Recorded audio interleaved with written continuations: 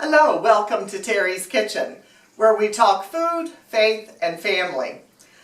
Today we are going to be making coleslaw, but before we do that, I want to say a shout out to Tara at Hairspray Salon in Woodstock. She did my hair this morning and I told her I was videotaping, and so big shout out to Tara.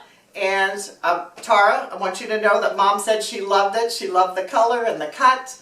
So thank you to Hairspray Salon and Tara. I also want to bring your attention to my newest apron. My mother, who had recently had surgery, we were out yesterday walking a little bit and went to the Strasbourg Emporium, and there was a booth that had aprons. And everybody knows how much I love my aprons. I don't know who owns that booth or who does the aprons, but it's just beautiful.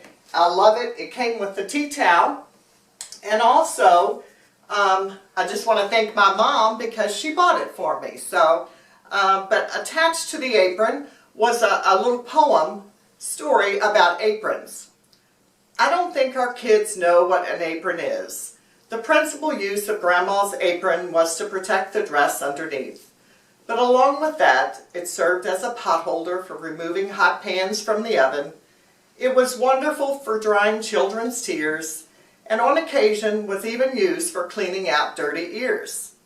From the chicken coop, the apron was used for carrying eggs, fussy chicks, and sometimes half-hatched eggs to be finished in the warming oven. When company came, those aprons were ideal hiding places for shy kids. And when the weather was cold, Grandma wrapped it around her arms. Those big old aprons wiped many a perspiring brow, bent over the hot wood stove. Chips and kindling were brought into the kitchen in that apron. From the garden, it carried all sorts of vegetables. After the peas had been shelled, it carried out the hulls. In the fall, the apron was used to bring in apples that had fallen from the trees. When unexpected company drove up the road, it was surprising how much furniture that old apron could dust in a matter of seconds. When dinner was ready, Grandma walked out onto the porch, waved her apron, and the men knew it was time to come in from the fields. It will be a long time before someone invents something that will replace that old-time apron, but it serves so many purposes. The author is unknown. So ideal. I remember, as you hear me talk about my grandmother and Titi and Elda, we all wore aprons. My grandmother Jean Gokenar, she would wear aprons, and you know how much I love aprons. So to that dear person who has that booth at the Emporium, you know, keep sewing. I'll be back. So Ron, I will be back for more aprons. Okay. So I'm going to read this morning's devotion. It's out of Jesus Calling. I am taking care of you.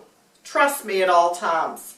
Trust me in all circumstances. Trust me with all your heart. When you are weary and everything seems to be going wrong, you can still utter these 4 words. I trust you, Jesus. By doing so, you release matters into my control, and you fall back into the security of my everlasting arms. Before you arise from your bed in the morning, I have already arranged the events of your day. Every day provides many opportunities for you to learn my ways and grow closer to me. Signs of my presence brighten even the dullest day. When you have eyes that really see, search for me as for hidden treasure. I will be found by you. So thank you for letting me read that. We certainly need to let the Lord take the wheel. So let me wash my hands and we'll get started.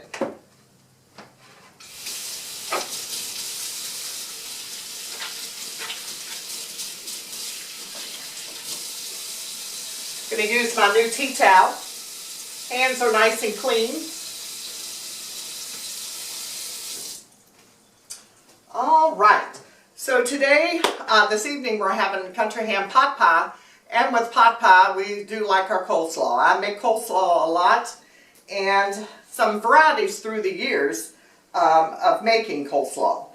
So today I have already cut the cabbage and the carrots and a little bit of purple onion. And I've used our food processor to do that. You can, however, growing up we used to do the blender. And with the blender, it really made a fine cabbage. And with the food processor, it's not real fine, but it's nicely shredded. The old hand shredder makes a little bit, and I have even gone sometime through the years as just using a pair of scissors. Scissors. A knife to chop it up, but it's very coarse. So let me show you. And you're going to see, and this is Aunt Louise.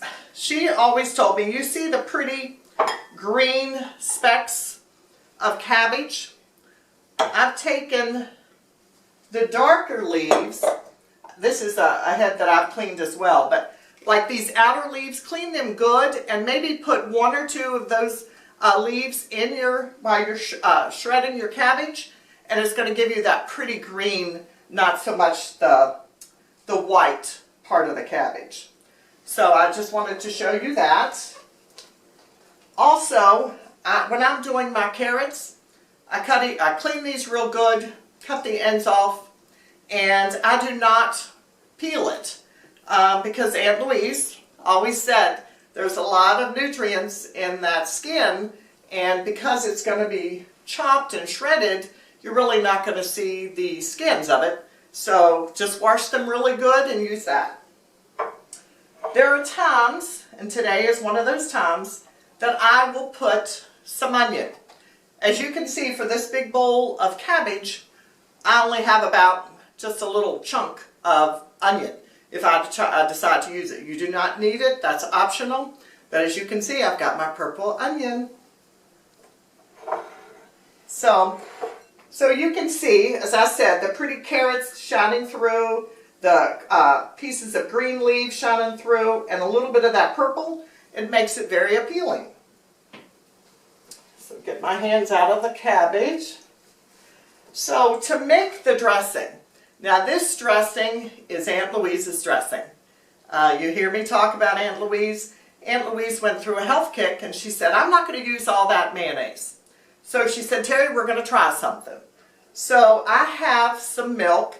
I have about 3/4 of a cup of milk that I'm going to put in my mixing bowl as I spill it here. And I have a 1/2 cup of sugar. Well, gotta stop. Gonna mess up my flow here. So I have 3/4 cup milk, and I have a 1/4 of a cup of vinegar. Now you have to give me a little grace. I am so used to just dumping, tasting, moving around. I'm having to measure this stuff now to share it with you, so I have to get my head straight here. So I'm going to pour the vinegar into that milk. And what that's going to do is it's going to, not so much curdle, but it's going to kind of thicken around there. And so I just let that sit before I mix it, and then I'm going to add my 1/2 cup of sugar. So I'll just mix that around a little bit. Then I'm going to add my sugar. Not want to come out. Now there is so many varieties of coleslaw. Growing up, Mom would make, like I said, out of the blender. She would do the cabbage. It was very fine. My grandma Kopp always did very fine coleslaw. I do not believe that I recall them having carrots in it or onions. That was something later on. Sometimes I do not use the milk method. I just do the vinegar, sugar, and the mayonnaise and some celery seed. But today I'm going to do Aunt Louise's. So let me move this over. So I have my cabbage in a large bowl. So you see that this is kind of a runny mix so far, but this allows us where we're not using as much mayonnaise. And again, Aunt Louise was on a health thing, and she said, we're not going to use all that. We're going to not have all that cholesterol. So we're going to mix that around.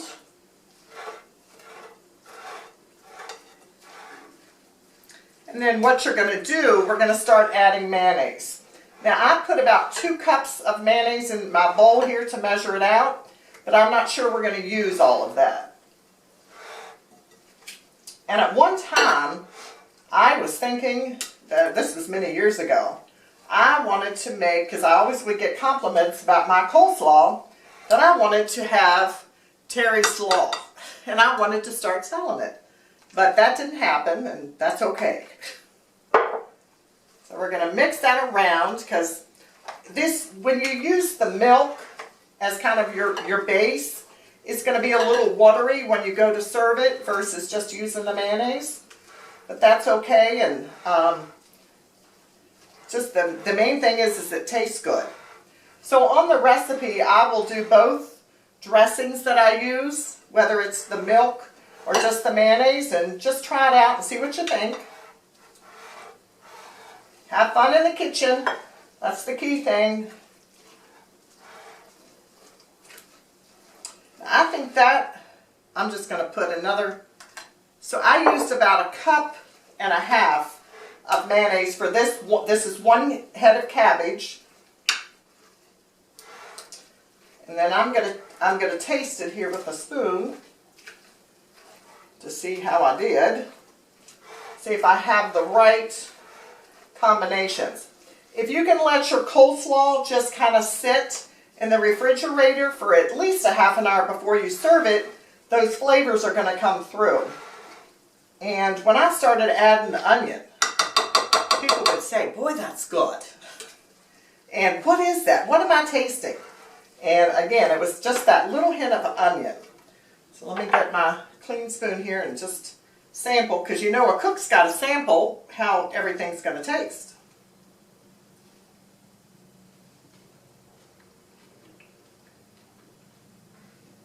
That's very good.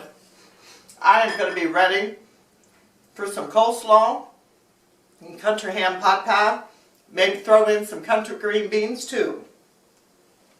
Now something that we do, and Louise did not do it, but it's something we do and my grandmother did it, celery seed. I love celery seed. So I'll put it in my potato salad, my macaroni salad, and my coleslaw. So just sprinkle it around, and that was probably maybe 2 teaspoons of celery salt. If you don't have celery salt, that's okay. It's just something that I do, and it makes it pretty when it's in the bowl. And then I'm going to put a lid on that. Wait, we're not eating for another couple of hours. So then this will have time for those flavors to really work through. So here's our coleslaw. I hope you would consider making it. And also, if you like our videos, please go, when you go to YouTube, if you want to subscribe, hit like, hit share. We want people to enjoy cooking as much as I do. And thank you so much for just viewing them and sharing them. We do appreciate it. Blessings.